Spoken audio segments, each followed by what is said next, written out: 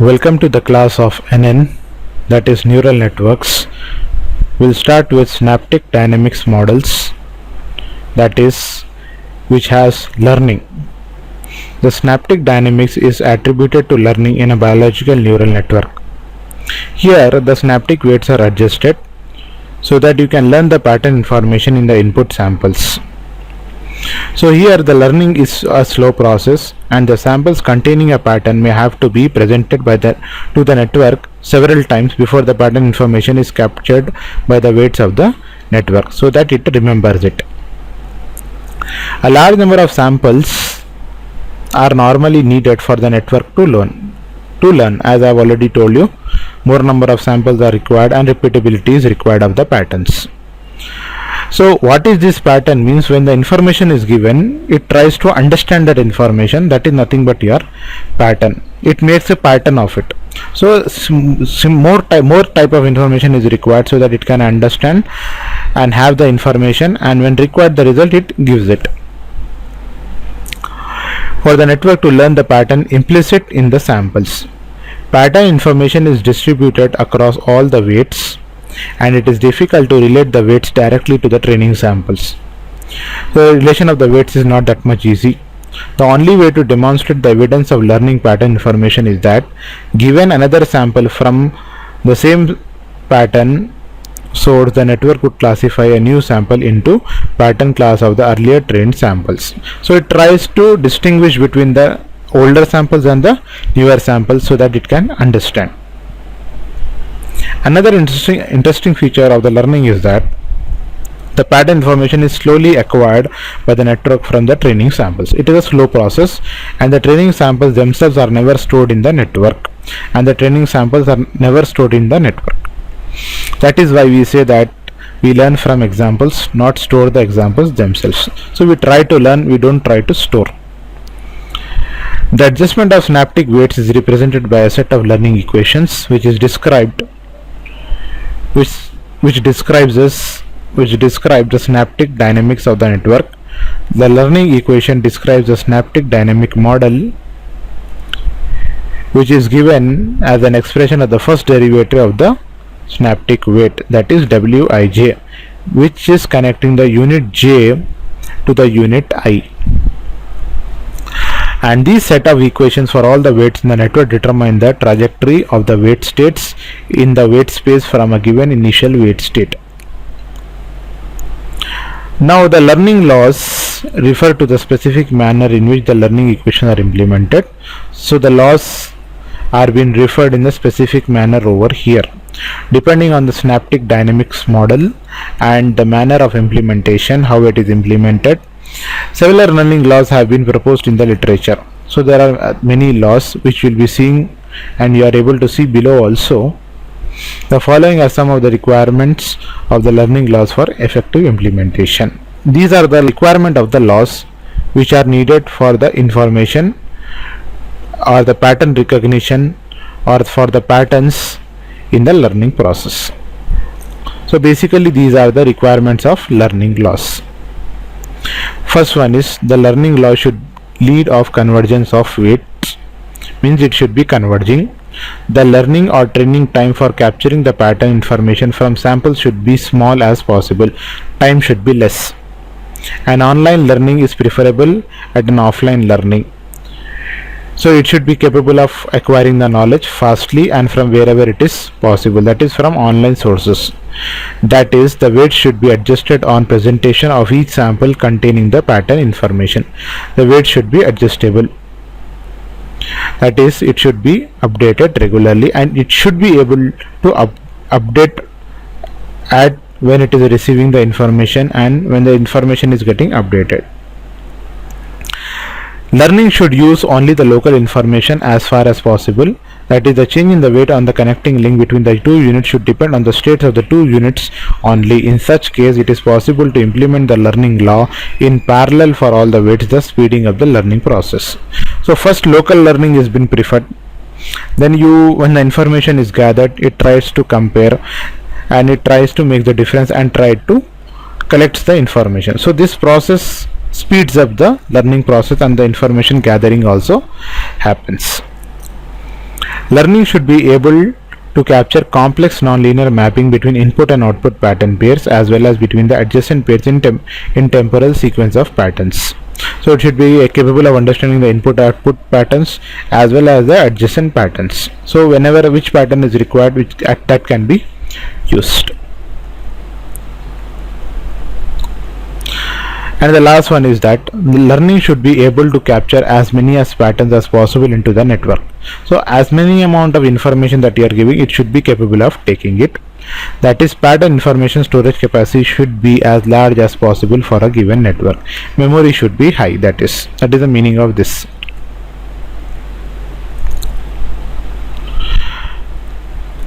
Now there are certain categories of learning. Now here the learning can be viewed as searching through the weight space in systematic manner to determine the weight vector that leads to an optimum value of an objective function. So here if you see the weight concept, that is the weight unit, as you already remember from the block diagram of the neuron, weight is playing block is playing an important role. It is not actually a block, but it is playing a very important role as it is connected to the input, because the weight is the one that is capable of taking the information and is capable of updating the information. And the information, as you know, it can be supervised or unsupervised. If it is supervised, it does not take much time to learn, and if it is unsupervised, it takes time to learn. Notably, the weight should be capable of understanding both of them. That is, the model should be capable of making the weights understand both, as it should have the information of all the things so that it can implement and have the output that is required. So here you will also be having about structural learning, or also called as temporal learning, and learning methods may be offline or online. All the laws that you have discussed are also in use of here. So basically these are some of the categories of learning, how it should be done.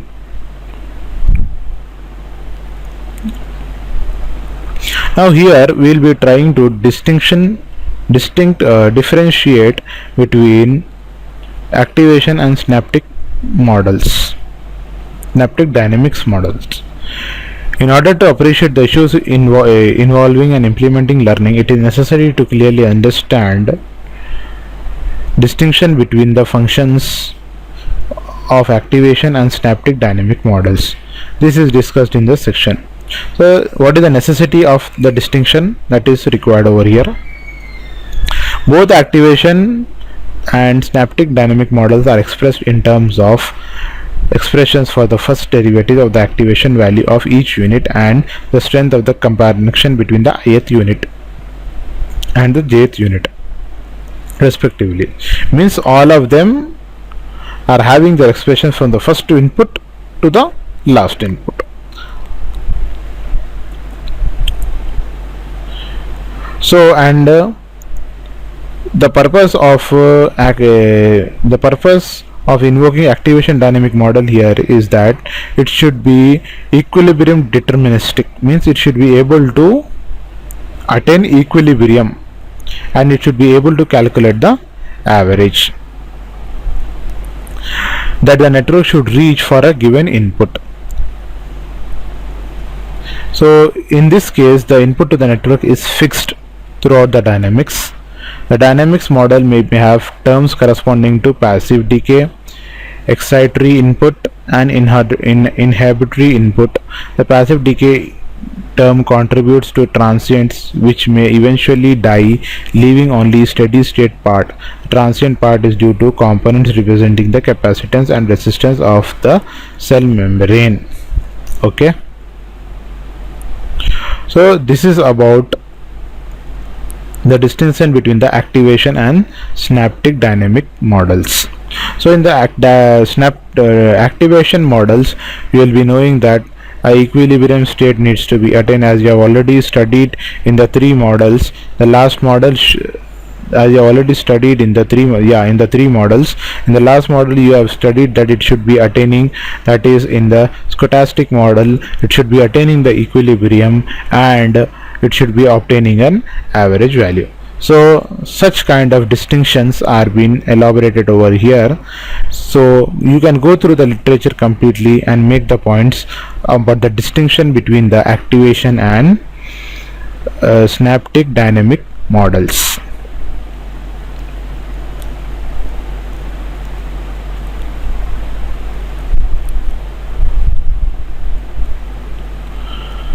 Now, as you know, learning methodology is important here. Why learning methodology is important? Because as you know that the synaptic dynamic models are having an important criteria of learning. So different learning methodologies are important.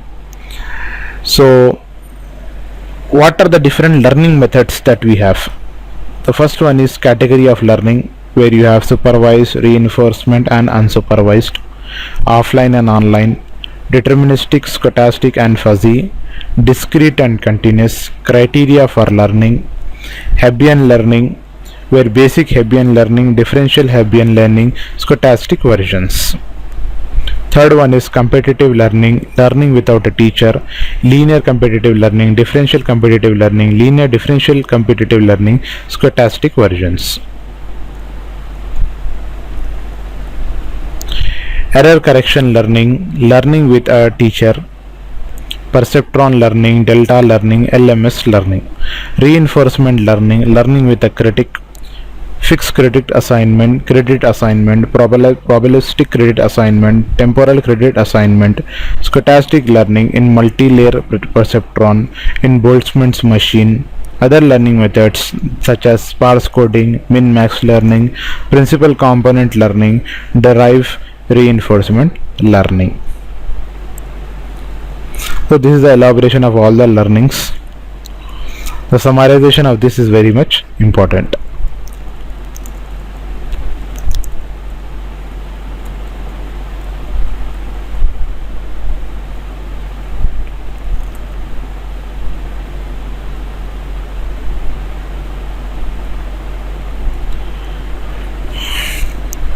Now we'll come to the topic recall in neural networks.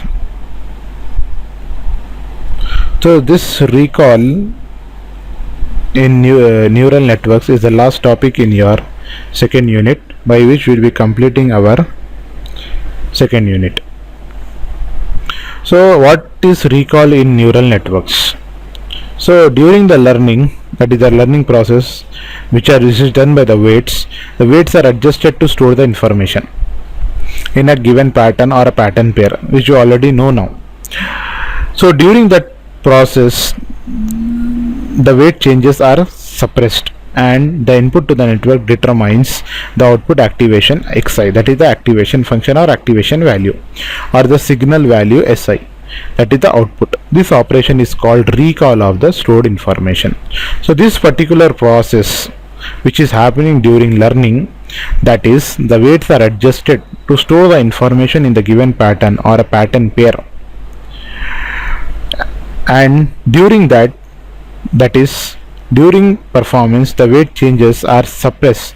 The weights are suppressed and the input to the network determines the output activation xi or the signal si.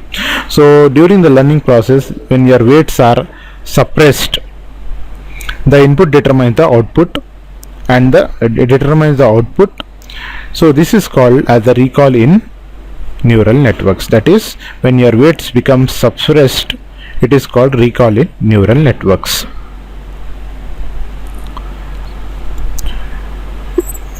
So this is a recall of stored information. The recall techniques are different for feed forward and feedback networks. The simplest feedback network uses the following equation to compute the output signal from the input data vector A. So in the feedback network, the output is obtained using this particular equation, where Fi is the output function of the last unit. To recall equation for a network with feedback connections is given by the following additive model for activation dynamics. x of I t plus 1 is equals to this. So this is for the, what you say, this is for the feedback network, where your xi, where your x of xi t plus 1 is the activation of the ith unit in a single layer at a particular time t plus 1.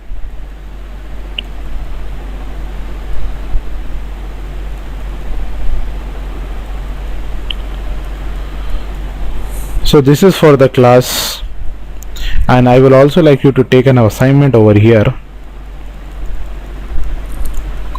that is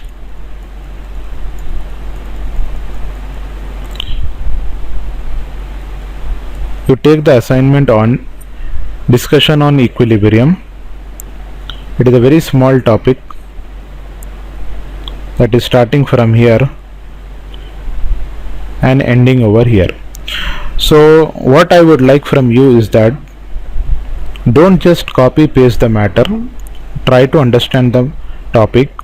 First understand what is the definition of it, what is it, write down that in a definition point, in a definition manner, not a point manner, in a definition manner. Then go for the listing of the points that are there, such as what are its influences, what are the characteristics of it, then the importance, then the drawbacks, whatever are there. In that particular manner you go through for it. Okay, so basically this particular chapter 2 of this textbook, activation and synaptic dynamics, is your second unit. So here we will be learning about, here we have learned about different activation models that are available, that is the additive model, shunting model and stochastic model. So these were the three models that we were having in the activation models. So what is this basically, this activation models? Activation model, if you remember, in your neural network you have a block diagram where you have your inputs, you have your weights, you have your summing function, and then you have an activation function, then you have your output function. So the activation function is related to the activation models. How? So what is the activation function doing? This activation function is getting, after the summing function, the required inputs or the summation of the inputs, and it gives the required output. How much output is required, it gives it. So this is the rule of it. So different models that are available, that is the additive model, shunting model and stochastic models, are being described over here. And when you come to the synaptic dynamic models, these models, synaptic means synaptic weights. So what is in the synaptic dynamic models? So in the synaptic dynamic models you will be studying about the learning only. So how it is been, how is the learning performed, what are the different laws that are governing, what are different rules that should be used for the learning laws. So all these things, that is basically about the learning procedure in the synaptic weight section, in the synaptic weights, are been discussed over in the synaptic dynamics. So you have activation dynamic models, synaptic weight dynamic models. In the synaptic weight dynamic models we'll be studying about the weights, since synaptic is nothing but synaptic weights. So weights are why important, because weights are used for storing the information. So as how much amount of information is stored, that much better amount of information it can have, and that much amount of result oriented it can have. Whatever the question it has or the problem it has, it can have a large information, so it can take out the required information and give it. To have this information you require weights, and to utilize this information, that is after the summing function, you require to have the activation function, which gives the required output.